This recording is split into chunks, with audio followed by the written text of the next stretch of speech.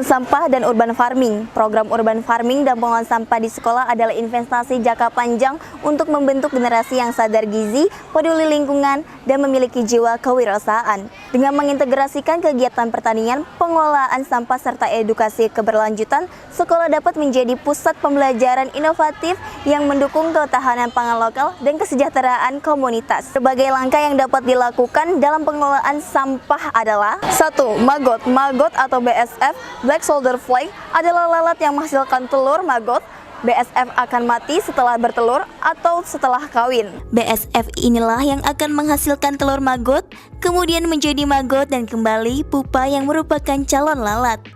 Pupa harus dipisahkan dari maggot lain agar bisa berubah menjadi lalat. Maggot dapat membantu kita dalam mengurangi sampah sisa makanan, sekaligus mengurangi terjadinya gas yang berbahaya yang berasal dari sampah sisa makanan. Maggot juga merupakan sumber protein bagi ikan dan burung. Yang kedua ada composting. Sampah daun yang dihasilkan pohon-pohon sekolah dapat diubah kembali menjadi media tanam, yaitu kompos. Ada 3 tahap dalam pembuatan kompos. Tahap 1, daun-daun kering dikumpulkan sambil diaduk dan disiram agar merata kelembapannya. Tahap 2, berisi daun yang telah rata kelembapannya dan dikeringkan.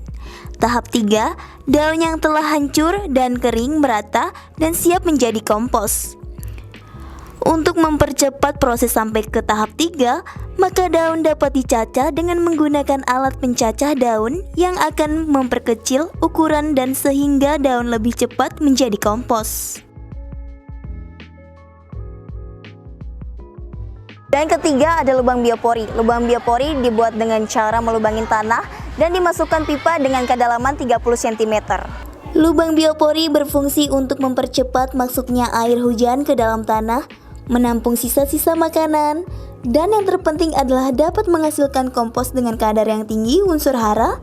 Lubang biopori diisi dengan daun-daun kering sampai padat, ditutup dan dibiarkan hingga menghasilkan kompos. Yang keempat ada bank sampah. Bank sampah adalah tempat untuk menampung sampah non-organik yang masih memiliki nilai jual, yaitu kertas sisa pakai dan sisa kardus. Sampah non-organik ini kita kumpulkan dan kita setorkan untuk dijual ke pengempul yang sudah ditentukan. Yang kelima ada hidroponik. Hidroponik adalah salah satu cara yang digunakan pada program urban farming, yaitu menanam dengan media air dengan bantuan rak atau guli. Kegiatan hidroponik dimulai dengan pembenihan, yaitu menanam biji tanaman, menyimpan di tempat gelap sampai berdaun, kemudian memindahkannya ke guli atau rak hidroponik, dialiri dengan air yang berisi nutrisi untuk tanaman dan dirawat hingga masanya panen.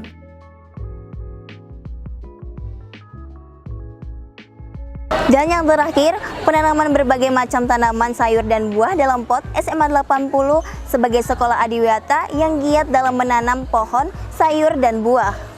Menanam pohon sayur dan buah dapat dilakukan di dalam pot sebagai salah satu program urban farming. Mulai dari tahap pembenihan, pemindahan ke dalam pot, dan melakukan perawatan secara rutin hingga menghasilkan buah atau sayur.